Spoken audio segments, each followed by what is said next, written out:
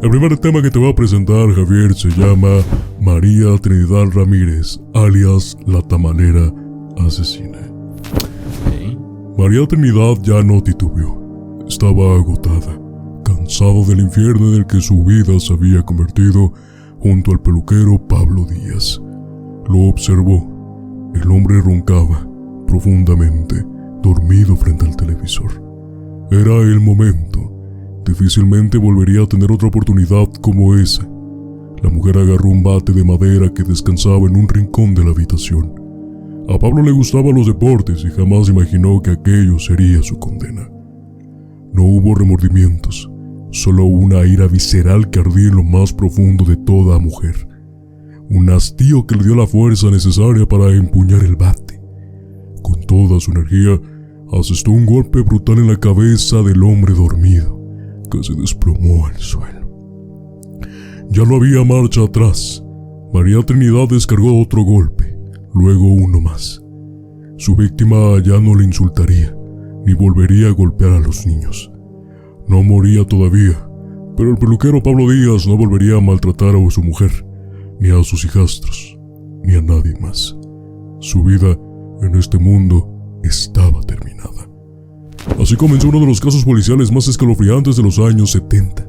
Era julio de 1971, y María Trinidad Ramírez, una mujer humilde que se ganaba la vida vendiendo tamales afuera de una panadería en la Ciudad de México, decidió, a base de batazos, cambiar su existencia. Nadie volvería a culparla por las travesuras de sus pequeños. Nadie la amenazaría con dejarla para sustituirla por una mujer más joven. Nadie volvería a golpearla. En el umbral de una nueva década, María Trinidad tomó el control de su destino, para bien o para mal. Antes de proseguir con la historia, Javier, supongo que tienes alguna idea sobre este caso, ¿no? Ya que, repito, creo que nuestro contexto cultural ha sido justamente arraigado a nuestros terrores más profundos. Incluso en la sociedad se ha discutido mucho este tema, justamente. Sí, bien lo mencionas, ¿no? Más por la década de los 70, creo, de ese México al de hoy en día, pues un tema que predomina mucho y es el machismo, ¿no? Es algo que se habló mucho en el México antiguo, no tan antiguo porque claro, hoy sigue existiendo a menor cantidad, pero sigue existiendo y creo por ahí va la historia, ¿no? Relacionada a la vida de terror que vivió una mujer y que en un acto de desesperación pues culminó de una forma que sorprendió a muchos. En efecto, no estás nada equivocado. Esto es por culpa del machismo, algo que desgraciadamente hoy en día continúa, tal vez ya no de una forma tan potente, ¿no?, como en aquellos años, pero que aún así predomina.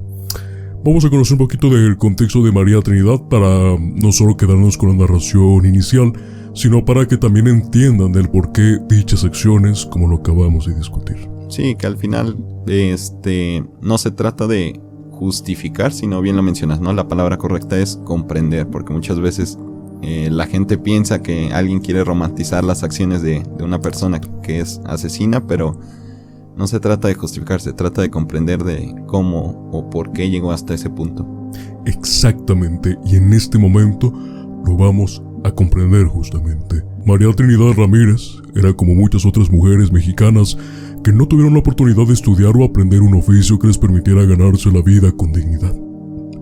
A lo largo de su vida, había pasado por varias relaciones que la dejaron como madre soltera, mientras los hombres con quienes compartió su vida la abandonaban sin preocuparse por los hijos que habían procreado juntos. Para 1971 tenía 2 hijos mayores, Pedro, de 17 años, y María Elena, ya casada y con su propia vida. Una segunda relación había también fallado. Le había dejado a otros 3 hijos, aún pequeños y en edad escolar, la noche en que su madre se convirtió en homicida. 3 años antes, se había unido al peluquero Pablo Díaz. Todo comenzó de manera inocente. Ella era madre que llevaba a sus hijos a cortarse el cabello en la barbería de Pablo. Entre la mujer y el peluquero comenzó una conversación casual. Él mencionó que necesitaba a alguien que le lavara y planchara las blancas filipinas que usaba en su trabajo. María Trinidad, que no le iba mal con la venta de tamales, pensó que un ingreso adicional no le vendría mal, así que se ofreció a ayudar. Aquellos dos conectaron de inmediato y las conversaciones entre ellos se hicieron cada vez más frecuentes. El peluquero, que se había separado de su esposa, no le reveló a María Trinidad los motivos de su ruptura. A pesar de ello, la tamalera encontró en él un hombre simpático y corpulento, con una pasión por los deportes que no tardó en cortejarla. Pablo parecía atento, y lo que más valoraba María Trinidad es que no tenía vicios. Pensaba para sí misma. No fumaba ni se emborrachaba, y pues para ella esto era el inicio de una nueva oportunidad, un futuro donde sus hijos crecerían bajo la guía de una figura masculina en casa. Poco a poco, María Trinidad se dejó convencer por las atenciones de Pablo. Decidieron unir sus vidas, y aunque lo hicieron con modestia, parecía que aquella familia tenía la posibilidad de prosperar. Todo apuntaba a que, finalmente, la vida le sonreiría. Pero el encanto se desvaneció lentamente. Aunque el peluquero Díaz no bebía ni fumaba, pronto reveló su verdadera naturaleza. Era un hombre violento. No tardó en darse cuenta de que Trinidad, con su arduo trabajo diario vendiendo tamales, generaba más ingresos de lo que él obtenía en la peluquería. Así que decidió que no había razón para seguir esforzándose en su negocio. ¿Acaso no era suficiente con las ganancias que ella obtenía vendiendo 200 tamales al día? ¿Por qué malgastar su tiempo en la peluquería, donde algunos días eran buenos, pero otros resultaban ser un completo fracaso? Díaz empezó a apropiarse del dinero que Trinidad ganaba, bajo el pretexto de administrarlo. Es cierto, el peluquero no tenía vicios, excepto uno, las apuestas. Solo le dejaba lo esencial para que no se murieran de hambre y para la preparación de los tamales. El resto se lo gastaba en la arena Coliseo, apostando en funciones de boxeo y lucha libre. Cuando ganaba, llegaba a ser hasta generoso, dando algunas monedas a los niños de María Trinidad. Pero cuando perdía, regresaba enfureciendo y frustrado. Entonces, no era raro que la golpeara a ella y que los niños recibieran una paliza por faltas insignificantes. El amor de Trinidad comenzó a desvanecerse cuando vio que el peluquero sin vicios podía volverse temible cuando se enojaba. No solo la explotaba, sino que también la trataba con desprecio, diciéndole que estaba vieja, que no era atractiva y que su única utilidad era el dinero que ganaba. Con el tiempo, María Trinidad se enteró de que Pablo se había separado de su anterior esposa porque se había enredado con una joven. El peluquero había sido cruel con su primera mujer, la maltrataba y no dudaba en hacer alarde de su infidelidad frente a ella. Incluso llegó a llevar a la joven amante al hogar conyugal. Cuando se cansó de torturar la vida de su esposa, la abandonó. La relación con la joven también fue breve. Fue entonces cuando María Trinidad entró en su vida, soportando 3 años de violencia, amenazas y miserias. Sin embargo, Pablo Díaz no contaba con que la tamalera podía soportar muchas cosas, menos que maltrataran a sus hijos. Las peleas entre la pareja se volvieron constantes y la vida en la casa se desarrollaba entre gritos y golpes. Pedro, el hijo mayor de María Trinidad, que aún vivía con ella, había enfrentado al peluquero en varias ocasiones, tratando de detener su furia. En 1 o 2 ocasiones llegaron a los golpes. Entonces, enfurecido, Pablo amenazaba con echar al muchacho de la casa y prohibirle volver. Poco a poco, un resentimiento profundo comenzó a germinar en el alma de María Trinidad. Cada nueva agresión intensificaba esa mezcla de cansancio y hartazgo que se extendía en su corazón y en su mente. En el año de 1971, esa marea interna se transformó en un torrente incontrolable que ninguna barrera podría detener. Hasta este punto, Javier, ¿cuál es tu opinión referente al tema que estamos compartiendo? Justo que lo que estamos conversando antes va de acuerdo a lo que te acabo de narrar. Sí, bien lo mencionábamos, ¿no? Aquí el pensamiento de María era claro, ¿no? Mejorar la calidad de vida, no solamente para ella, sino para sus hijos.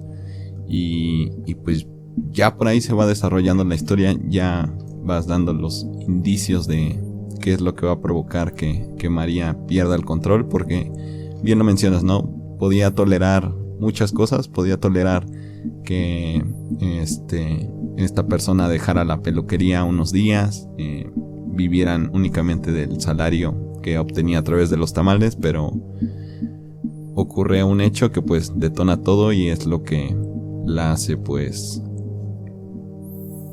podríamos decir que soltar todo su ser que había acumulado después de tantas relaciones fallidas y después de tantos sueños frustrados. Yo creo que sí, porque tal vez las personas en este punto dicen, ¿por qué mejor no se dedica a vender tamales meramente y ser una madre soltera? No, tiene una cantidad muy grande de hijos, sí, que sin duda cada uno pues tiene diferentes responsabilidades para ella, ¿no?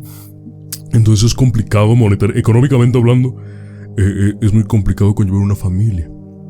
Entonces por también no la desesperación, pero sí esa continua búsqueda de una pareja es esencial, ¿no? Porque cuando eres adulto yo creo que la mentalidad cambia mucho ya de querer formar algo oficial, pero sobre todo también algo muy importante que buscaba Trinidad, que era el que sus hijos tuvieran una figura paterna presente, alguien que les enseñara de valores. Sí, que bien lo mencionas, ¿no? Probablemente el caso fue gradual. Empezó María así viendo un cambio de combinar su salario con el de la peluquería, pero después comienzan estas pequeñas fallas en las que pues hay días donde la peluquería no aporta un dinero, hay días donde simplemente pareciera ser que el dinero viene y de repente desaparece, y entonces seguramente ahí es cuando empieza a darse cuenta de todos estos detalles y detona toda esta bomba. Lo que más también me da curiosidad sobre este caso es cómo él mismo se aprovechó, ¿no? De una manera muy rápida, pero sobre todo que a pesar de que María Trinidad era el sustento real de la casa, justamente por no dejarlo ir, o como tú lo mencionaste, ya por esta costumbre, ¿no? De estar en este tipo de relaciones, 3 años, aguantarlo, sí se me hacía algo muy exagerado, ¿no? Pero también se respeta eso porque justamente no vivimos en el contexto. Sí, claro. Aquí creo un punto importante de la historia es que quien tiene el control de la casa pues es su pareja en ese entonces. Entonces, si lo ponemos en un contexto económico, pues tal vez a María le venía bien porque ya no tenía que preocuparse por una renta, sino los gastos tenían que solventarse únicamente en sus hijos y en la casa. Pero pues tarde o temprano se dio cuenta que pues no era lo suficiente para poder ser feliz. Pues Javier, para continuar con la historia, te voy a comentar cómo ya empezó esto a terminar. Okay. La noche del 17 de julio de 1971, Pablo Díaz descargó su ira sobre los hijos de María Trinidad por haber ensuciado algo de ropa al saltar en una cama. Furioso, los envió a la cama sin cenar, maldiciendo en voz alta y amenazando con abandonar la casa para siempre. Harto de los chamacos. Ese mismo día, ya le había arrebatado a la tamalera las ganancias del día, y tras regresar a sus habituales paseos de sábado, comenzaba a adormecerse frente a la modesta televisión. ¿Fueron esos golpes a los niños la gota que derramó el vaso? ¿O fue simplemente el agotamiento mezclado con una ira incontrolable? Un impulso, una decisión tomada en un instante, cambió para siempre el curso de su vida. Con todo el rencor acumulado, María Trinidad empuñó el bat y descargó su furia sobre aquel hombre que jamás estuvo a la altura de sus promesas. El peluquero era un hombre corpulento, y María Trinidad sabía que si recobraba la conciencia, ni sus hijos ni ella tendrían escapatoria ante la furia de aquel hombre. Luego declararía que no tuvo más opción que asegurarse de que no despertara, porque el peligro de su venganza era demasiado grande. Con esa convicción, al ver al hombre inconsciente, con la cabeza gravemente herida pero aún respirando débilmente, María Trinidad resolvió que no podía deshacerse de él por sí sola. Fue entonces cuando acudió a una vecina, pidiendo prestada una hacha con la excusa de que necesitaba partir madera de ocote para hacer el fuego y cocer los tamales que vendería al día siguiente.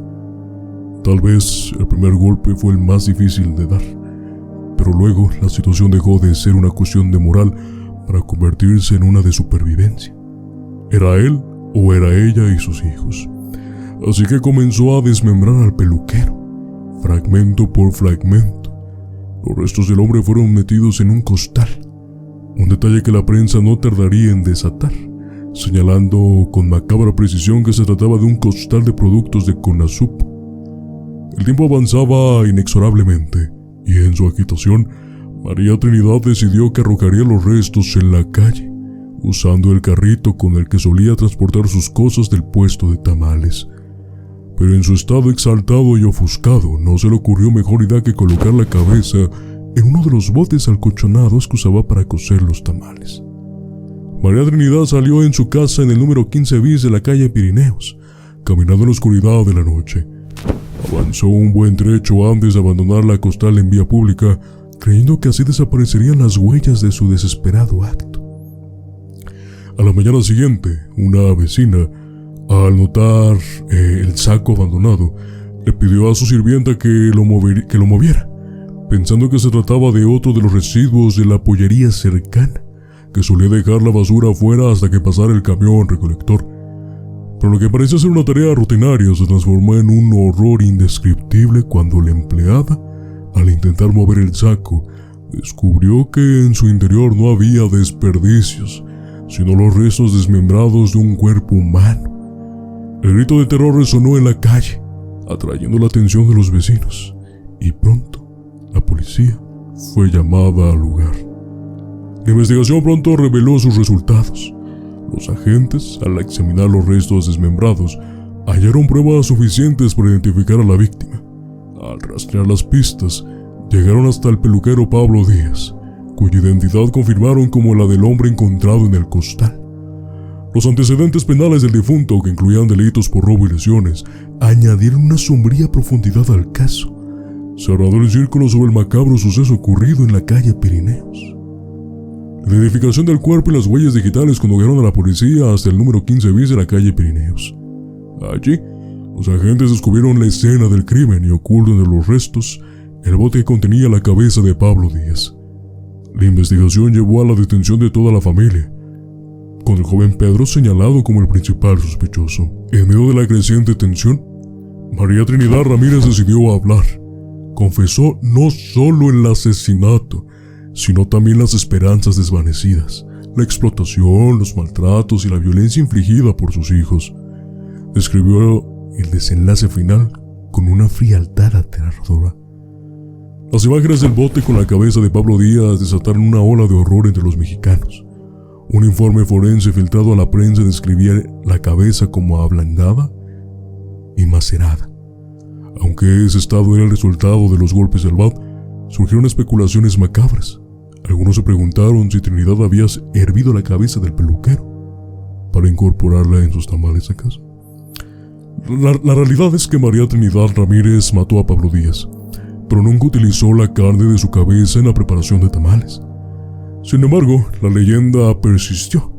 Un epigramista de la época observó, con una ironía mordaz, que durante aquel verano de 1971, a todos los capitalinos les habían desaparecido repentinamente el apetito por los tamales. Y así es, Javier, como cerramos la historia de María Trinidad, la tamalera asesina.